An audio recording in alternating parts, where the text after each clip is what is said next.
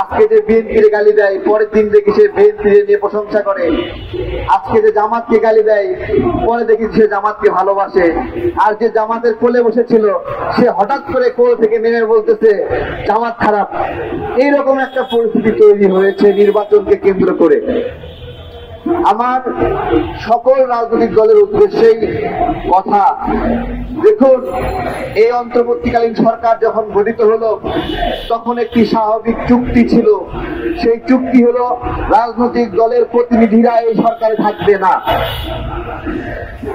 সেই চুক্তি মেনে অনেক যোগ্য লোক থাকা সত্ত্বেও অনেক অর্থনীতিবিদ ছিল, অনেক সমাজকর্মী ছিল রাজনৈতিক, অনেক সাংস্কৃতিক ব্যক্তিত্ব ছিল রাজনৈতিক, তাদেরকে বাদ দিয়ে একবারে রাজনীতির বাইরে থেকে কিছু মানুষকে নিয়ে আসা হলো। ডক্টর ইউনূস স্যারকে আজকে জিজ্ঞাসা করছি, আপনি আসলেন সকল নাগরিকের প্রতিনিধি হয়ে, সবার প্রতিনিধি হয়ে, আপনি এটা কেমন কাজ করলেন স্যার? আপনি বলবেন যে আপনারা সরকার বানিয়ে জাতীয় নাগরিক পার্টি নামে একটা দলকে পৃষ্ঠপোষকতা করলেন, এইটা দেশের সঙ্গে বেইমানি কিনা? এটা রাজনৈতিক দলগুলোর সঙ্গে বেইমানি কিনা? আপনারা তাদেরকে সুযোগ সুবিধা দিলেন, পৃষ্ঠপোষকতা করলেন। এমনকি একটা প্রচলন ছিল যে যারা অন্তর্বর্তীকালীন সরকারের উপদেষ্টা হয় তারা কখনো রাজনীতিতে অংশ নেয় না এবং ভবিষ্যতেও তারা কখনো নির্বাচনে অংশগ্রহণ করবে না। এটা একটা প্রতিষ্ঠিত একটা সামাজিক চুক্তি, রাজনৈতিক চুক্তি।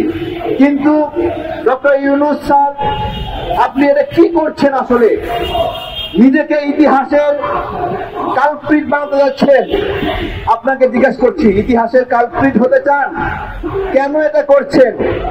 যে উপদেষ্টাদেরকে নির্বাচনের সুযোগ দেওয়ার পরিস্থিতি তৈরি করছেন।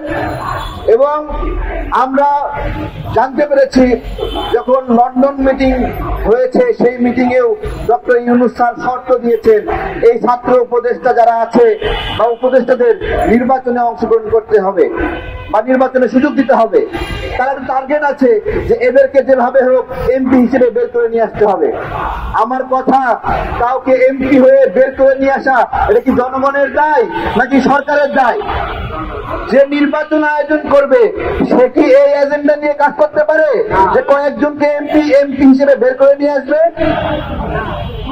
আজকে বিষয়গুলো আপনাদেরকে খুব সহজ মনে হচ্ছে, কিন্তু একদিন গিয়ে আপনাদেরকে মনে হবে ইতিহাসে একটা কালো অধ্যায় তৈরি করে রেখে গেছে যে অন্তর্বর্তীকালীন সরকারের উপদেষ্টারাও নির্বাচন করতে পারে।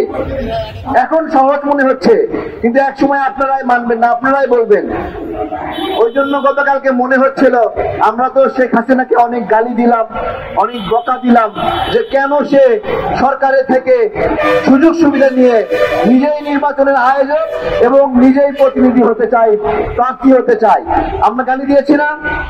আজকে আমার উপদেষ্টাদেরকে আমার বলতে ইচ্ছা, আপনাদের শেখ হাসিনা হওয়ার শখ জাগছে? আপনারা শেখ হাসিনা হতে চান? শেখ হাসিনা যেভাবে নিজেই নির্বাচনের আয়োজক, নিজেই নির্বাচনের প্রার্থী, এটা হতে চান? দেখেন, এটা কি কেউ অস্বীকার করবে?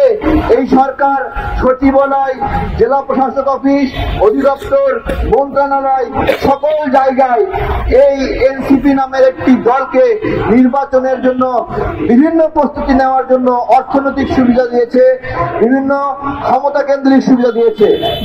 আমি আজকে বিএনপির বড় ভাইদেরকে বলবো যে কালকে যদি এনসিপি আপনাদের জোটে চলে আসে তাহলে কি এগুলো বৈধ হয়ে যাবে?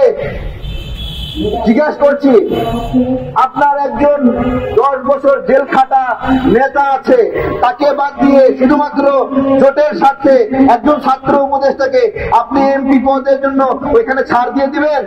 এইটা কি গণতন্ত্র? আমি জামাতকেও বলছি যে আপনাদের সঙ্গে যদি জোট করে এনসিপি, তাহলে জোটের স্বার্থে আপনার বছরের পরে বছর জেল খাটা একজন নেতাকে বাদ দিয়ে একজন ছাত্র উপদেষ্টা, যে উপদেষ্টা থেকে পদত্যাগ করে আসে দাঁড়াবে, আর আপনি সেখানে তাদেরকে সুযোগ করে দিবেন?